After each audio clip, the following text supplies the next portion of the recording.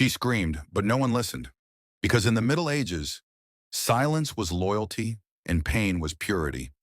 They say chastity belts were just myths, but buried in vaults, dungeons, and museum glass are real devices. Rusted, spiked, and bloodstained.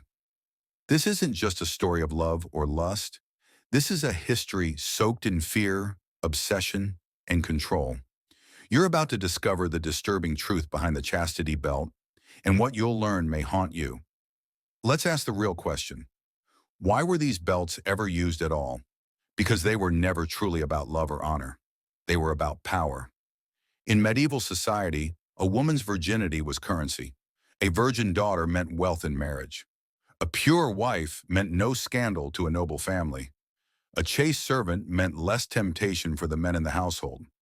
Many belts weren't used as long-term devices, but as punishment or threats. In France, court records from the 1500s mention fathers locking belts on daughters who were flirting or seen talking to boys. A Catholic monastery used belts as discipline tools for nuns having sinful dreams. In England, prostitutes caught on the street were sometimes forced into belts as public humiliation. And in 17th century Spain, a priest invented a chastity device for girls in confession. He claimed it would help them fight unholy thoughts. The church banned it years later, but not before several girls were hospitalized. Women didn't have rights. They were property. And a chastity belt was a lock on that property. Chastity belts were not worn by every woman in medieval Europe. They were not mandatory, nor were they issued by kings or churches. But they did exist. The idea exploded during the Crusades, the 11th and 12th centuries, when knights allegedly locked their wives in iron underwear before leaving for war. They claimed it was to protect their purity. Now let's talk about how these belts actually worked. Forget the fantasy. A chastity belt was typically made of iron or thick leather. It had a metal plate that covered the genitals. Some belts included spikes on the inside to prevent not only sex, but even masturbation. They were locked at the back, with small keyholes and a tiny opening for urination and menstruation. Sounds horrible? It was. Hygiene was nearly impossible. Urine and blood would pool inside. The skin would chafe, then break open. Bacteria would spread.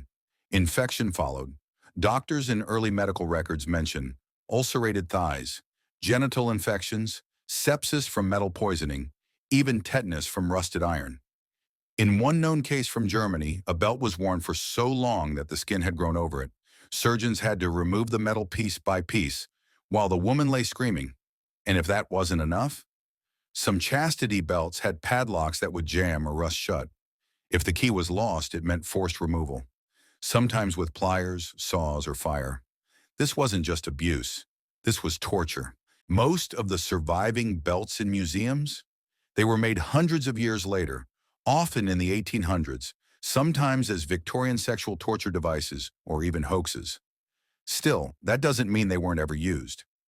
Ambroise Paré, a 16th century French doctor, documented a horrific case of a woman who died after an iron belt tore into her skin and caused deadly infection. In Florence, a 1589 court record describes a merchant who padlocked his teenage bride into a leather chastity belt while he left for 3 months. She nearly died. A Venetian servant girl found unconscious was wearing a chastity belt forced on her by her employer. He said she was tempting the houseboys. So yes, while not common, real belts were used in isolated, disturbing cases, and the damage they did was brutal. So what's the final verdict? Were chastity belts real? Yes. Were they everywhere? No.